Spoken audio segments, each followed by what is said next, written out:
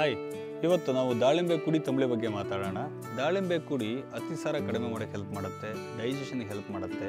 So ಇದರಲ್ಲಿಂತಹ ಚಿಗುರಿನ ಸೊಪ್ಪಿಂದ ಕುಡಿಯಿಂದ ನಾವು ತಂಬಳಿ ಮಾಡ್ತೇವೆ ನೋಡಿ.